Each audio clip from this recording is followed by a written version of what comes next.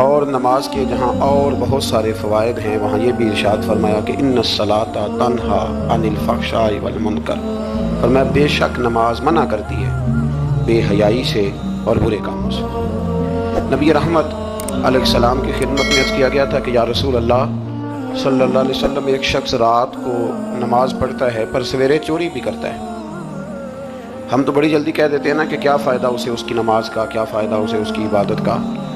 حضور صلی اللہ علیہ وسلم کی جب بارگاہ میں یہ سوال پوچھا گیا کہ حضور رات کو عبادت بھی ٹھیک کرتا ہے اور سویرے چوری بھی کرتا ہے، تو حکم کیا ہے؟ تو حضور علیہ السلام نے فرمایا اگر وہ پابندی سے نماز پڑھتا رہا نا تو اس کی نماز اس سے چوری چھڑوا دے گی، اس لیے کہ نماز بے حیائی اور برے کاموں سے روک دیتی ہے۔ اگر کوئی کمزوریاں ہیں انسانی تقاضوں کے تحت تو نماز کی پابندی کرے۔ اگر آپ نماز کے پابند ہو گئے نا، کچھ وقت لگے گا تو پھر وہ بھی ساری کمزوریاں اللہ دور فرما دے گا۔ شرط یہ ہے کہ اس کو پابندی کے ساتھ پڑھتے رہیں۔ کچھ دوست کہتے ہیں نماز میں دل نہیں لگتا، تو میں نے کہا نہ بھی لگے تو پھر بھی پڑھے۔ تو میرا سوال یہ ہے کہ ایک آدمی بالکل فارغ ہے، سوائے نماز کے، عبادت کے، سونے کھانے کے اسے کوئی کام نہیں، اور ایک شخص بیچارہ مزدور ہے، وہ ریڑھی لگاتا ہے، مثال دینے لگا ہوں، وہ ریڑھی لگاتا ہے، اس کے پاس دکان بھی نہیں ہے کہ وہ شٹر نیچے کرے یا تالا لگا کے چلا جائے۔ اب وہ نہ کسی کو کہہ کے آیا کہ یار ذرا 10 منٹ ٹھہرنا، میں نماز پڑھ کے آیا، تو وہ چلا گیا۔ وہ بڑا بے چین ہے کہ میری پیچھے ریڑھی بھی ہے، وہ بندہ جلد باز نہ ہو جائے، وہ نکل نہ جائے، وہ میری تھوڑا سا میرا راس ہے، 2-4 ہزار کا مال ہے، غریب آدمی۔ نماز بھی اس نے پڑھی، توجہ اس کے پیچھے لگی رہی۔ ایک بالکل فارغ تھا، کوئی مجبوری نہیں تھی، اس نے بھی نماز پڑھی۔ آپ یہ بتائیے کہ زیادہ ہمت کس نے کی؟ اس کا تو دل ہی نہیں لگا نماز میں، ریڑھی کی فکر تھی، لیکن ہمت زیادہ اس نے کی، اس لیے کہ اس کی مجبوری ہے، اس کے لیے آزمائش پیچھے کھڑی ہے، تیار ہے۔ دوائی کھانے میں دل لگتا ہے؟ کیوں کہتے ہو دل ہی نہیں لگ رہا آپ کا؟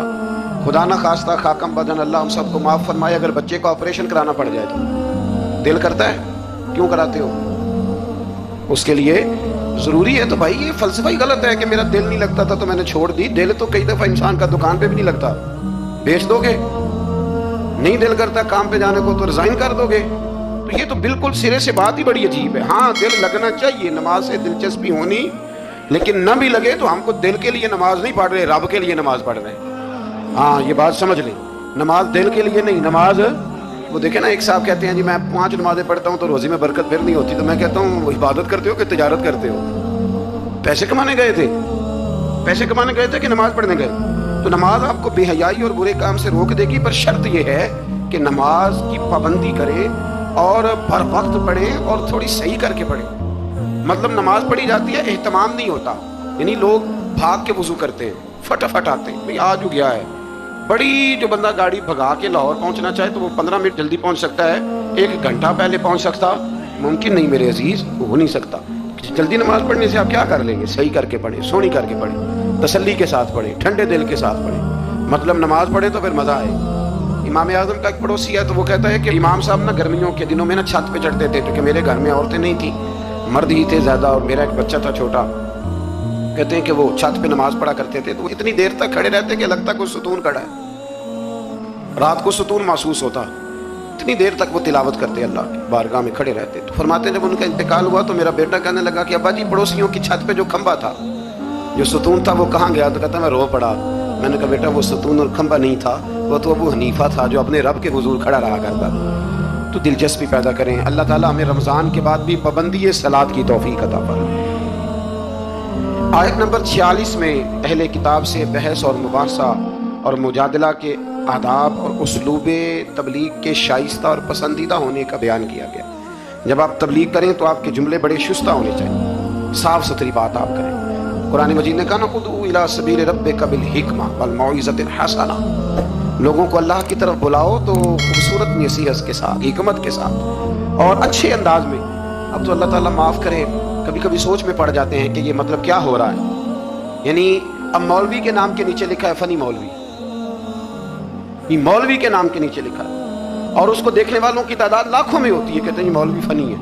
بھئی آپ تھوڑا سمجھیں، مسجد میں تو جو آدمی زیادہ ہنستا ہے اس کی قبر میں اندھیرا ہوتا ہے۔ آپ یہ کیا کر رہے ہیں؟ ہاں کوئی بات ایسی آ جاتی تھی تو اللہ کے نبی بھی مسجد میں مسکراتے تھے، حضور بھی مسکراتے تھے، صحابہ بھی مسکراتے تھے، اور صحابہ کہتے ہیں حضور جب مسکراتے تھے تو دانتوں سے نور نکلتا تھا، مسجد نبی کی دیواریں بھی چمک اٹھتی تھی۔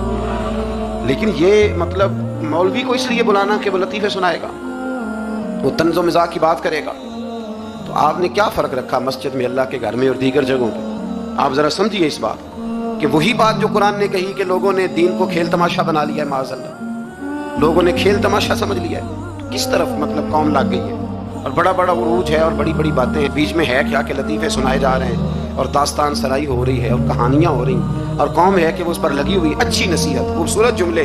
میرے رسول کریم علیہ السلام کے غلام کہتے ہیں حضور جنت کا ذکر کرتے تھے تو یوں لگتا تھا ہم جنت کی سیر کر رہے ہیں، حضور دوزخ کی بات کرتے تو ہمارے خوف سے رونگٹے کھڑے ہو جاتے، اور حضور قیامت کا ذکر کرتے تو یوں لگتا کہ نکل کے باہر جائیں گے تو قیامت آ جائے گی۔ یہ انداز تھا حضور کا بات کرنے، تو لہذا بڑی شستہ، بڑی صاف ستھری اور بڑی میٹھی اور بڑی ٹھنڈی بات کریں۔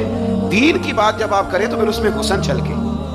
عام آدمی اور دیندار آدمی کے لب و لہجے میں فرق ہونا چاہیے، اسے سمجھنا چاہیے۔ اللہ توفیق عطا فرمائے۔ رسول اللہ صلی اللہ علیہ وسلم کی صفات میں سے ایک صفت نبی امی ہونا بھی ہے۔ امی کا معنی اعلیٰ حضرت نے فرمایا بے پڑھا ہوا، جس نے دنیا میں کسی سے پڑھا نہ ہو، یعنی آپ نے رسمی طور پر لکھنا پڑھنا نہیں سیکھا۔ اس میں بھی اللہ تعالیٰ کی بے پناہ حکمت ہے کہ حضور نے دنیا میں آ کے پڑھنا لکھنا نہیں سیکھا۔ آیت نمبر 48 میں فرمایا کہ آپ نزول قرآن سے پہلے کوئی کتاب نہیں پڑھتے تھے۔ یہ بڑی انوکھی بات کا ذرا سمجھیے، یہ بھی میرے نبی کی شان ہے۔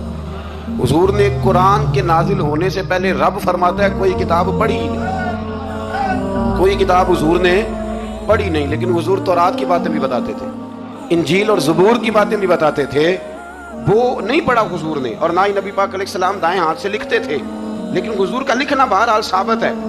بعد میں نبی پاک کا بطور معجزہ لکھنا ثابت ہے، احادیث مبارکہ سے ثابت ہے، لیکن حضور علیہ السلام نے نہ کوئی کتاب پڑھی، نہ دنیا میں حضور کسی کے شاگرد ہوئے۔ الرحمن علم القرآن، رحمان فرماتا ہے میں نے خود انہیں قرآن سکھایا ہے۔ حضور نے اپنے رب سے سیکھا، ڈائریکٹ اللہ کے شاگرد ہیں میرے نبی کریم۔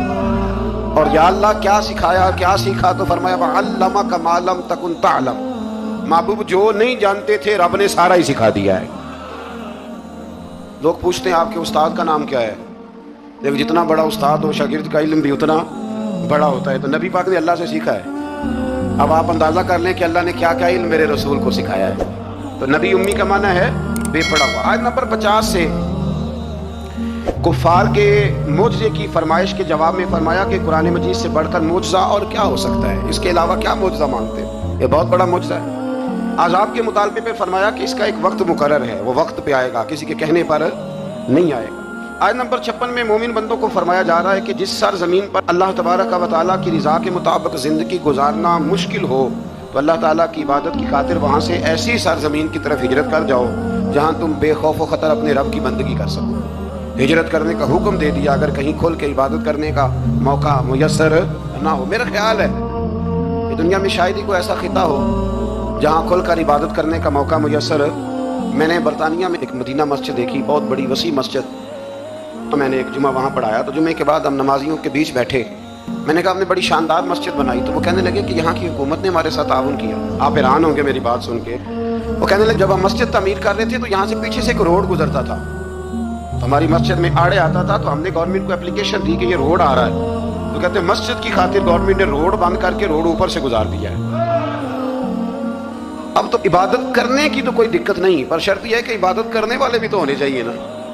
عبادت کرنے کی کوئی پریشانی اور نہ بھی ہو، اللہ کے محبوب کے لیے اللہ نے ساری زمین کو مسجد بنا دیا ہے۔ حضور فرماتے ہیں میرے قدموں کی برکت سے ساری زمین مسجد بن گئی، جہاں سجدہ کرو گے رب قبول کر لے گا، پر شرط یہ ہے کہ بندہ سجدہ کرے۔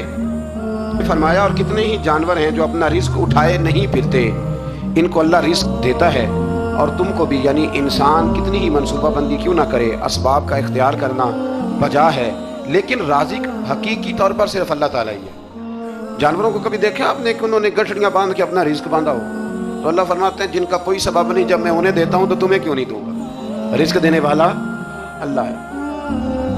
پھر آگے جا کے آیت نمبر 64 میں فرمایا کہ دنیاوی زندگی کے کھیل اور تماشا ہونے اور اخروی زندگی میں اصل زندگی ہی تمہارے لیے وہ ہے جو آخرت کی زندگی ہے۔ دنیاوی زندگی تو صرف کھیل اور تماشا ہے، کھیل ہے۔ مطلب جب کوئی دنیا سے چلا جاتا ہے تو پھر لوگ کیا کہتے ہیں، کوئی کیا کر سکتا ہے، کر سکتا ہے کچھ؟ یہ تو ایک کھیل اور تماشا سا ہے۔ مطلب میں نے بچے پال لے تو پھر بعد میں میرے بچوں نے بچے پالنے شروع کر دیے، پھر ان کے بچوں نے، بچے اور بہت بڑا لفظ ہے جناب یہ ہمارے پاس بچوں کے لیے کر رہا ہوں جی. اور ابا جی کی عمر 85 سال ہو جاتی ہے تو بچے کہتے ہیں ابا ایک دکان ہی دے دے. کہتے تو ہنوں نہیں دینی وہ جو تہاڈے لیے کمایا ساری عمر. تو میں کہتا ہوں یہ جو بچوں کا بہانہ ہے نا یہ بہانہ ہے. بینک بیلنس اپنے نام کا, مکان اپنے نام, گاڑی, اور روز کہتا کیا ہے اور بھائی میں یہ کہہ رہا ہوں کہ یہ بہانہ ہے. بچوں کے لیے ہے بالکل ٹھیک ہے, لیکن بچوں کے کام تو آئے گا نا ہمارے جانے کے بعد. آج تو مالک اور وارث ہم ہی ہے نا, اس لیے تھوڑا نکلیں اس کھیل تماشے سے, اس آخرت کی بھی فکر کریں. امام زین العابدین گھر میں نماز پڑھ رہے تھے تو آگ لگ گئی. لوگ بجھاتے رہے, امام صاحب نماز پڑھتے رہے. نماز کے بعد لوگوں نے کہا حضور ہم آگ بجھا رہے تھے, آپ نے توجہ ہی نہیں کی. فرمایا تم دنیا کی بجھا رہے تھے, میں قیامت کی بجھا رہا تھا, میں دوزخ کی آگ بجھا رہا تھا. ادھر بھی تھوڑی توجہ